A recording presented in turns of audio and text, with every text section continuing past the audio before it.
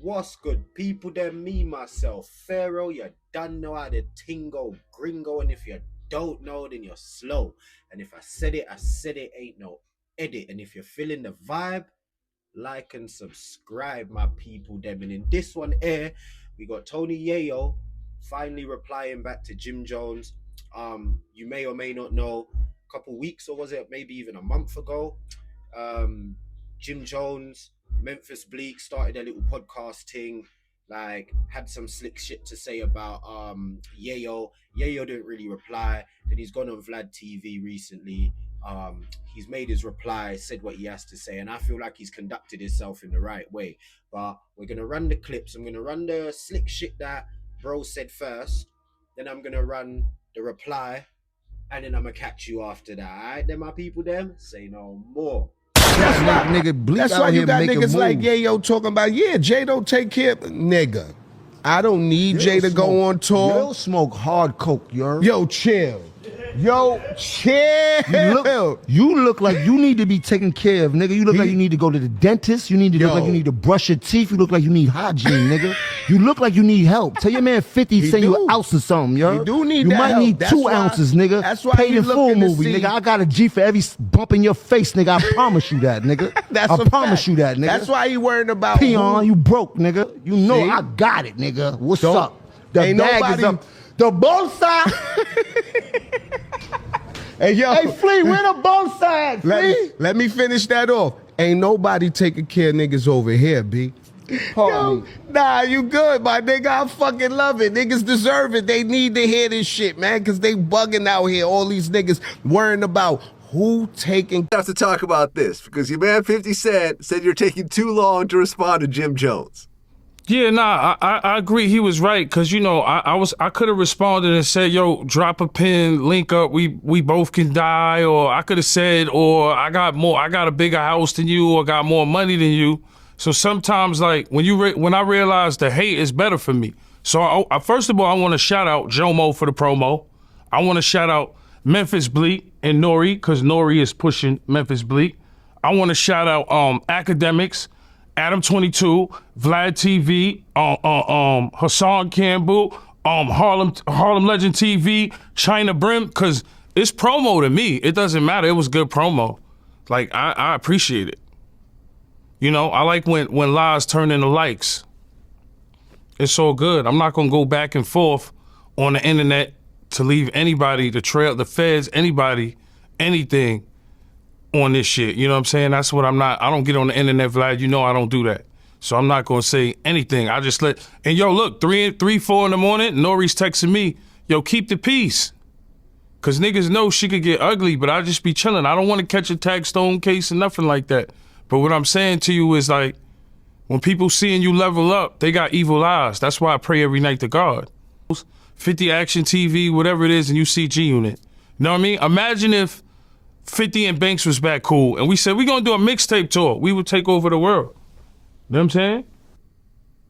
And that's me humbly saying that because, you know, we had Eminem and Dr. Dre, and we went worldwide. There's not a lot of groups in New York City that went worldwide, you know, and there's a lot of people in New York City that did go worldwide. But as for what G-Unit did, we always going to be the most hated.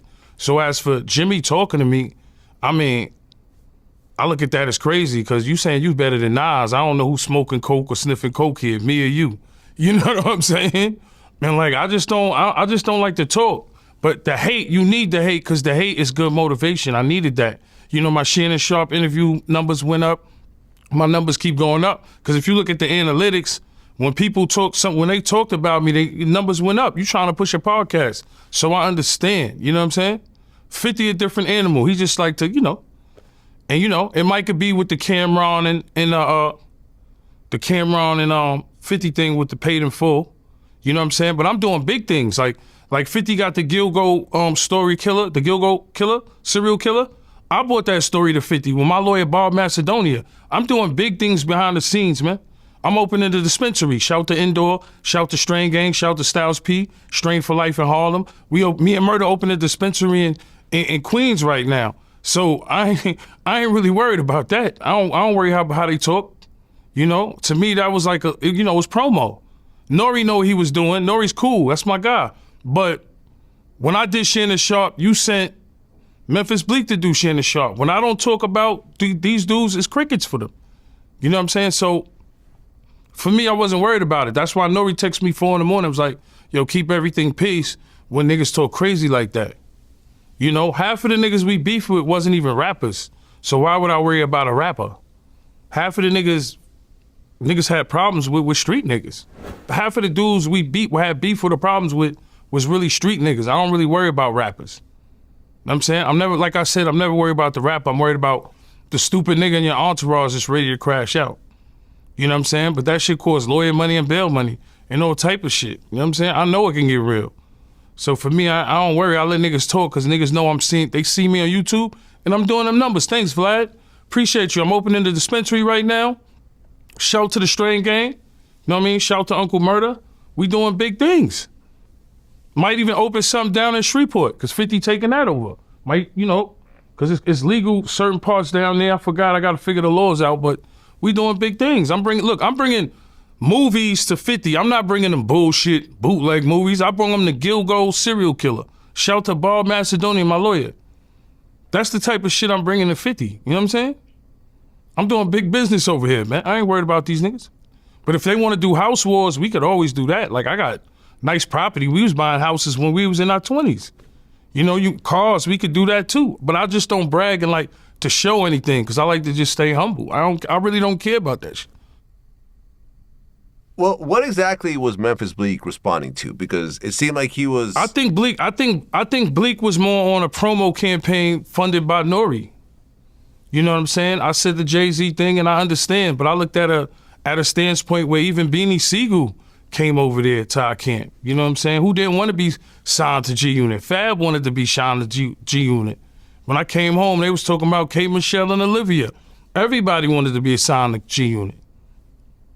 At that time, when I got out of jail, but for me, I just feel like it was a promo campaign because what they doing over there is really not taking off in my eyes. You know what I'm saying? No, and I don't care. You know what I'm saying? But your first guest was Ja Rule. Like, you serious? Well, what was Jimmy upset about? What did you say about Jimmy previously? Listen, I don't get on this internet and talk about nobody in no crazy way, man. I don't even know, and I don't give a fuck. You know why? Because while niggas is chilling in the streets and bodegas in the front of the bodega, I'm in fucking Morocco eating smoked duck, nigga. Know what I'm saying? I'm fucking in Italy with Leonardo. This motherfucker owns so many clubs in Europe. Billionaires. I'm in rooms like that, so all that shit don't really matter to me. You know what I'm saying? You see my response, I ain't say nothing, but I was on that private jet, right? Me, Murder, and 50 was joking around on the private jet. That's what we do. Yeah, my people's them, and that was the clips. As you can see, Jim Jones is going off. So this is how this whole thing initially started between Jim Jones and Yayo. So Jim Jones has decided to go off, say he's on coke, he smokes hard coke or takes hard coke, whatever the case may be. And bro, it's just mad. It's like, look at how you've acted in that clip. It just reminds me of a teenager. Even the words you're using, the sort of little phrases, I got a bump for every G on your face. Like, bro, that's some old school, like, we heard that already. Like, do you like that? Are people kind of getting what I'm saying? It's like his mentality and the things he's saying just reminds me of a child. Like, when I say a child, I mean like a young teen or somebody in their early 20s. Like, your whole response right there just showed levels. And look at Yayo's response. Yayo turned around and he said, look, at the end of the day, bro, I'm a grown man. I could have turned around and said, drop your location, do this, that, and the other. He even mentioned later on, look, I know these things end up turning into court cases, litigations, all of these sort of things, having to pay people's lawyers and this, that, and the other. Can you understand what I'm saying? Like, he's thinking about it as a grown man. And that leads me into saying, like, this is how a grown man in their late 40s, almost 50 years of age, should be responding and acting when they see foolery like this. Because this is just foolery, tomfoolery, coonery. Put it blank, it's just coonery. When you see shit like this, this is how you expect a grown man to react. Bro said, bro, look, I ain't got time for this. I'm I'm out in Italy and I'm out in places eating calamari and eating squirrel and badger and God knows whatever else. Like, bro's always telling you where he is and where he's eating. But bro's like, he's showing you levels. Like he said it, I'm not outside bodegas. Where do you see Jim Jones all the time? I'm in the hood, I'm doing this. It's like, bro, you're a grown man. This isn't what you should be showing. And to what Yayo said, he said, I feel like this is hate. Very true. I feel like Yayo was a hype man for G Unit, my bad, and Jim Jones was a hype man for Dipset.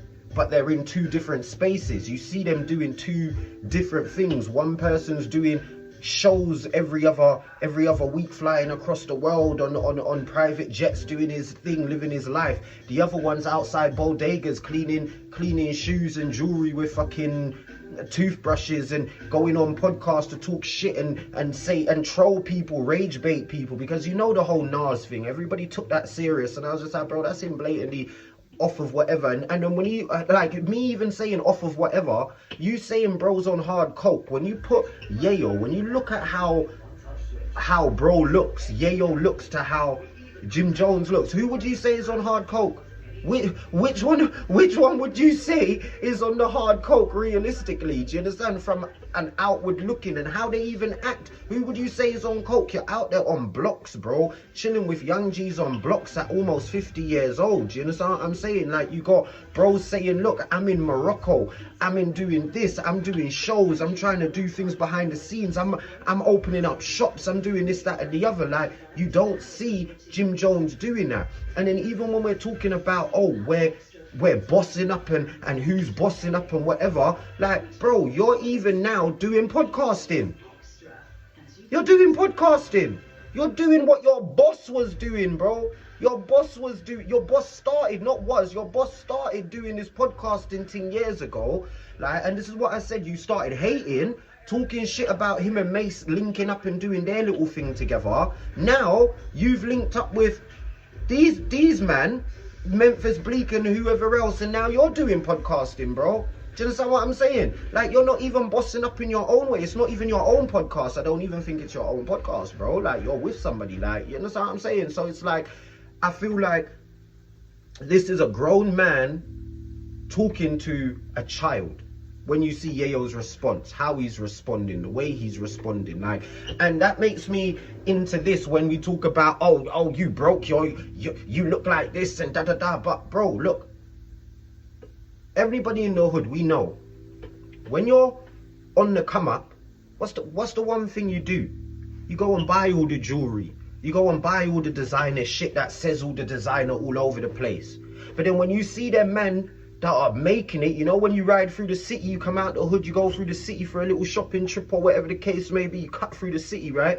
And you see them dudes that are making bread, stupid money, filthy rich, and how are they dressed? The man there, you can't even see no designer label. The man there all nothing. Do you get it? You just see a good pair of shoes, maybe a nice belt and a nice watch. Everything else plain Jane. You see them man step into some big boy whips, pulling off.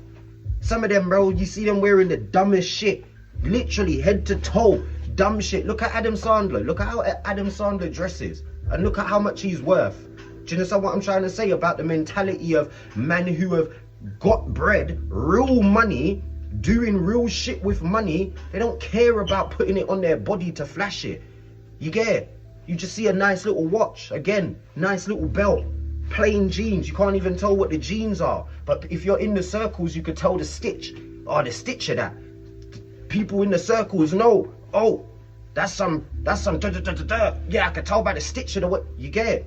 Like, so that's what bro's showing you. Like, all of this flashy, I have to wear 1,000 and big jewels all the time and look at this, that and the other. To real money people, that's broke actions. So that's what I'm saying. The way he's probably looking at him is like, bro, you're a grown child, bro. You're a grown child. You're talking about money to me.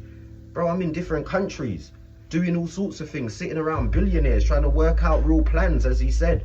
Not sitting around on blocks, on podcasts. I come and do my one little show here and there. You don't see me on the net talking about, you smell me and da. Like Jim Jones is destroying his own legacy. You know what I'm saying? Like, whatever legacy that is, because he did have his Dipset Bird Gang and his Purple City and all of that. Like, bro had his little wave at one point. Like, don't get it twisted. Jim had a little wave in New York, but you're killing your own legacy by doing too much. You should be aging gracefully, going out properly, trying to make proper investments. Like, look at what bro's saying. Look, I'm opening up smoke shops. I'm doing this. I'm flying across. I'm trying to meet different people. Not sitting down on blocks talking about that I'm still active and you could do this and I'll slap you and we Kofi season and this, that and the other. Like, and Jim ain't even built like that. We've seen bro get pressed over the years numerous times, running away from parks, the situation with Raw Diggs, like angling you up, smashing up glasses in your, like, bro, all sorts of little situations we've seen with you. So it's like I feel like it's bitterness and it's hate. The hate is coming from both of you are hype men or were hype men for your individual crews, but one hype man is doing way better in life and isn't on that level. And you've just got everybody in the game that is even men that are younger than you are looking down at you, bro. You understand? Like Jim Jones is a prime example of how to not age gracefully in the hood. Outright. He's just one of them men that are still stuck there, still stuck in their glory days and these things. Like it's ugly work and it's sad. You know what I'm saying? Like, but yeah, I just wanted to just touch upon this one real quick, people. You get it? Because it crossed my mind and I was just like, bro, this is a bit mad. Like, and Jim Jones is always doing too much and just going out in the worst of ways. You get it? Like, so yeah, man. Big shout out to Tony Yayo, handling this like a grown man. As I said, this is how grown men should act. When you see coonery and fuckery going on and people mixing your name up in shit, bro, you're too grown to be on the net saying all these things. I'm too grown to be going back and forth and making all stupid threats. Like prime example of a man, as you see, Jim Jones, a man who ain't been through real life shit and is still trying to cling on and be hood to somebody who's been there, really done it, and is just over all of that. Do you know what I'm saying? Who's seen what could really happen, hindsight. Do you know what I'm saying? Like, yeah, it's madness, people then. But yeah, me myself, Pharaoh, you don't know how the tingo gringo, and if you don't know, then you're slow. And if I said it, ain't no edit. And if you're feeling the vibe, like and subscribe for your boy. Also, people them trying to build a little community on my Discord and that. So if people are feeling the vibe, want to come over there, drop a like, I'll be in there chopping it up with people and stuff. Well, once it starts popping off and getting bubbling, you get it. Like, but right now, you get it. I'm just gonna try keep promoting it. Like, if you want to come chop it up with me over there, give me content ideas, whatever. Like, yeah, join the Discord. I'll leave the link in the description. It's your boy. I'm out.